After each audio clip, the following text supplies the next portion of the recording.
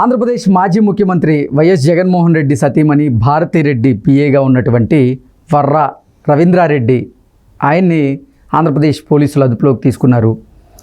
భారతిరెడ్డి అండదండలు చూసుకొని గడిచిన 5 ఏళ్లలో రవీంద్రారెడ్డి టీడీపీ అధినేత మీద, అలాగే జనసేన అధినేత మీద, టీడీపీ నాయకుల మీద, జనసేన నాయకుల మీద, కార్యకర్తల మీద అనుచితమైనటువంటి పోస్టులు పెట్టిన నేపథ్యంలో వర్రా రవీంద్రారెడ్డిని ఈరోజు ఆంధ్రప్రదేశ్ పోలీసులు అదుపులోకి తీసుకున్నటువంటి నేపథ్యంలో ఈ అంశం మీద మనం విశ్లేషణ చేసుకునే ప్రయత్నం చేద్దాం. ప్రస్తుతం మనతో పాటు ఉన్నారు ప్రముఖ రాజకీయ విశ్లేషకులు, ప్రముఖ సీనియర్ జర్నలిస్ట్ దుర్గా వడ్లమణి గారు. వారితో మాట్లాడదాం. దుర్గా, నమస్తే అండి. భారతిరెడ్డి గారి అండదండలు చూసుకొని ఆవిడ పిఏ అయినటువంటి వర్రా రవీంద్రారెడ్డి గడిచిన 5 సంవత్సరాల్లో టీడీపీ అధినేత మీద, అలాగే జనసేన అధినేత మీద, అలాగే టీడీపీ కార్యకర్తల మీద, టీడీపీ నాయకుల మీద, జనసేన కార్యకర్తల మీద, జనసేన నాయకుల మీద, సునీతారెడ్డి గారి మీద, షర్మిల గారి మీద అనుచితమైనటువంటి పోస్టులు పెట్టినటువంటి నేపథ్యంలో సోషల్ మీడియాలో రవీంద్రారెడ్డి గారిని ఆంధ్రప్రదేశ్ పోలీసులు ఇప్పుడు అదుపులోకి తీసుకున్నారు. అతని మీద ఎటువంటి చర్యలు తీసుకోబోతున్నారంటే ఏం చెప్తారు? ఇప్పుడు ఇది ఎప్పుడో జరగాల్సిన విషయం. అయితే మీరు చెప్పినట్టుగా భారతిరెడ్డి గారి అండదండలు ఉండడం వల్ల ఎన్నిసార్లు కేసులు పెట్టినా కూడా తప్పించుకున్నాడు ఆయన. ఇంకొక మాట ఏమన్నాడంటే అవన్నీ మార్ఫింగ్లు, నాకు తెలియదు అని అలా కేసులు తప్పించుకునే ప్రయత్నం చేశాడు పోలీసుల దగ్గర. కానీ మీరు చెప్పినట్టుగా వ్యక్తిగతంగా వెళ్ళి ఆడవాళ్ళని, ముఖ్యంగా మహిళలను ఆయన చాలా కించపరుస్తూ పోస్టులు పెట్టేవాడు. ఇప్పుడు నేనంటాను, మీరు చేసేదే తప్పు. మరి ఇప్పుడు ఒక ముఖ్యమంత్రి భార్యగా ఉండి భారతిరెడ్డి గారి దగ్గర నువ్వు పిఏగా ఉన్నావు, ఈ విషయాలు ఆవిడకి తెలియకుండా ఉంటాయండి? తెలుస్తాయి కదా. ఒక మహిళ, సాటి మహిళని అంటే ఊరుకుంటారు ఎవరైనా? అందులో షర్మిలారెడ్డి ఎవరు? ఆవిడకి ఆడబడిచే కదా. సునీతారెడ్డి కూడా ఆడబడిచి వరుసే కదా. మరి వాళ్ళ మీద పోస్టులు పెట్టిస్తే ఆవిడ ఒప్పుకున్నట్టే కదా ఇవన్నీ. అంటే మరి ఇప్పుడు రవీంద్రారెడ్డి మీద పెడితే కేసు సరిపోతుందా? భారతిరెడ్డి మీద కూడా పెట్టాలా ఈ విషయంలో? అసలు భారతిరెడ్డికి సంబంధం లేకుండానే రవీంద్రారెడ్డి ఆ పోస్టులు పెట్టడం జరిగింది అంటూ కొంతమంది చెప్తుంటే, అసలు ఆ పోస్టులు రవీంద్రారెడ్డి పెట్టలేదంటూ వాళ్ళు బుకాయించుకునేటువంటి ప్రయత్నం చేస్తూ ఉన్నారు. దీన్ని ఎలా చూడాలి? బుకాయించడం ఎంతసేపులేండి, విషయాలు ఉంటాయి కదా. మీరు చెప్పినట్టుగా టెక్నాలజీ పెరిగింది, మనకు అన్ని తెలుస్తాయి.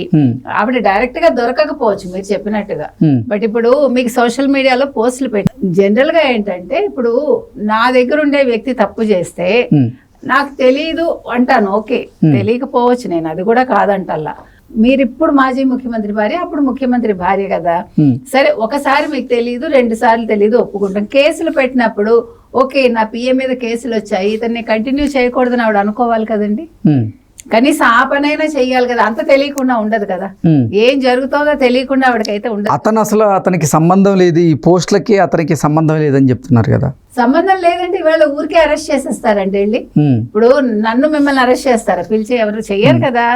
ఏ ఎవిడెన్స్ లేకుండా ఎవరు ఒక అడుగు కూడా. అంటే వైసీపీ నాయకులు మాత్రం దీన్ని ఏదో పెద్ద ఇష్యూ చేద్దాం అనే ఉద్దేశంతో, అసలు కావాలనే కక్ష సాధింపు చర్యల్లో భాగంగానే ఇప్పుడు రవీంద్రారెడ్డిని పోలీసులు అదుపులోకి తీసుకున్నారు. అసలు ఆ పోస్టులకి రవీంద్రారెడ్డికి సంబంధమే లేదు అంటూ కొంతమంది వైసీపీ నేతలు ఇప్పుడు సోషల్ మీడియా వేదికగా వాళ్ళు ఈ అంశం మీద వాళ్ళు పోస్టులు పెట్టడం జరుగుతుంది. దీని మీద ఏమంటారు?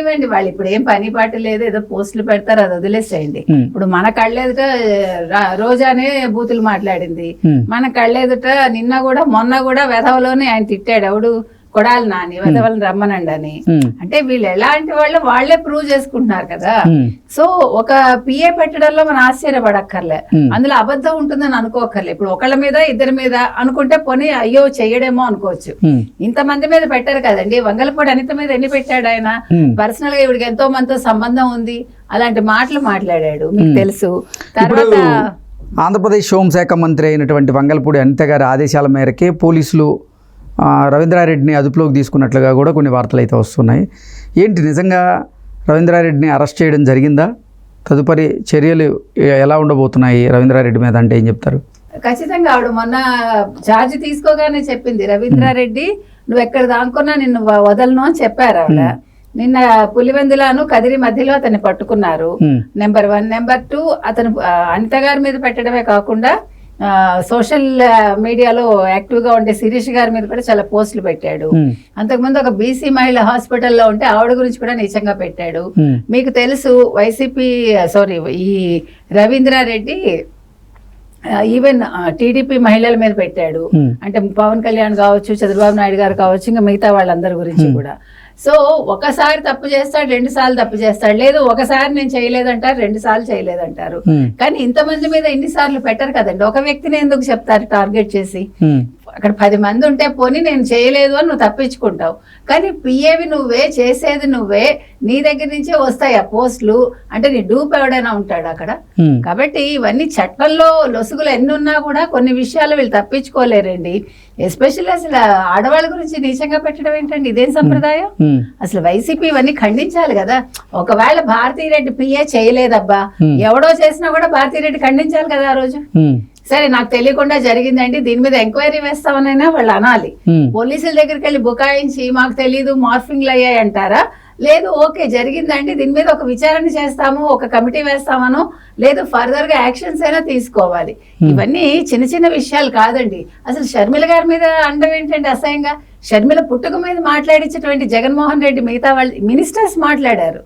ఒక రవీంద్రారెడ్డే కాకుండా ఆ రోజు మంత్రులుగా ఉన్న వాళ్ళందరూ కూడా షర్మిల మీద మాట్లాడారు. మరి ఈ రోజు దానికి సమాధానం చెప్పాలి వీళ్ళందరూ కూడా. షర్మిల నీ సొంత చెల్లెల మీద మాట్లాడుతుంటే నువ్వు ఎంజాయ్ చేస్తావా? నువ్వు నీ చెల్లెలు నీకు ఈ రోజు నీకు ఆ పనికిరాదో నువ్వు బయటికి పంపించావు, అందుకే నువ్వు ఈ రోజు ఓడిపోయావు. ఆ రోజు నీ చెల్లెల హెల్ప్ ఉండబట్టి నువ్వు గెలిచావు. కాబట్టి కర్మ ఎక్కడికి వెళ్ళిపోదండి. మనం ఏం తప్పు చేసినా మళ్ళీ మన దగ్గరకు వస్తుంది. కాబట్టి రవీంద్రారెడ్డి మీద ఎటువంటి చర్యలు తీసుకున్నా తప్పులేదు. ఇది ప్రతి ఒక్కరికి గుణపాఠం కావాలి. ఇది తెలుగుదేశం వాళ్ళు చేశారా, వైసీపీ వాళ్ళు చేశారా కాదు, తప్పు ఎవరు చేసినా తప్పే అది.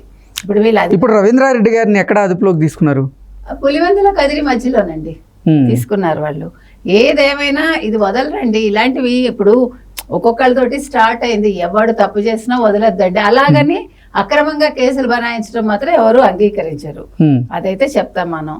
రవీంద్రారెడ్డి కాదు కదా, ఒకవేళ వైసీపీ మాజీ మంత్రులు అయినా కూడా అరెస్ట్ చేయాల్సిందే. ఎందుకంటే వీళ్ళందరూ చాలా తక్కువ మాటలు మాట్లాడలేదు కదా.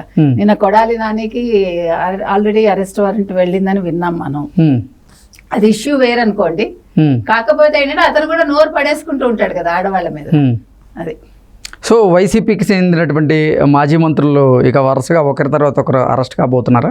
స్కామ్లు బయటకు వస్తాయి కదండి, వాళ్ళు చేసిన స్కామ్స్ ఏంటో బయటకు వస్తే దాన్ని బట్టి వాళ్ళ మీద అరెస్ట్ వారెంట్లు ఉంటాయి, అరెస్టులు కూడా జరుగుతాయి. అందులో ఏమి మనం ఆశ్చర్యపడక్కర్లా. అంటే కొడాలి నాని తర్వాత రోజా ఇలా ఒక్కొక్కరి మీద కొన్ని అవినీతి ఆరోపణలు బయటకు వస్తున్నటువంటి నేపథ్యంలో ఎవరెవరు అరెస్ట్ అయ్యే అవకాశం ఉంది అంటే ఏం చెప్తారు? ఇప్పుడు ఈవిడెవరు రోజా మీద 100 కోట్ల స్కామ్ ఉంది ఆల్రెడీ మనకు తెలుసు. తర్వాత అంబటి రాంబాబు మన నీటిపారుదల శాఖ మంత్రిగా ఉన్నారు. ఆయనకి పాప ఏం అర్థం కాలేదు ఆయనకి. మరి డబ్బులైనా అర్థం అయ్యలేదో మనకు తెలియదు. సో డబ్బుల విషయంలో ఏమైనా స్కామ్లు వస్తే ఆయన బయటపడతాడు. తర్వాత కొడాలి నాని మీకు తెలుసా, అంతకు ముందు అదేంటది నడిపాడు, క్యాసినోస్ నడిపాడు ఆయన. తర్వాత మొన్న 8 ఎకరాల 7 ఎకరాల చిల్లర ఎంతో కబ్జా చేశాడని ఆయన మీద ఆల్రెడీ ఉంది. ఇంకా వస్తాయి, చాలా వస్తాయండి. ఎవరెవరు బొత్స ఏం చేశారు, ప్రతి వాళ్ళది. జవహర్ రెడ్డి గారు ఏం చేశారు, పాత సిఎస్.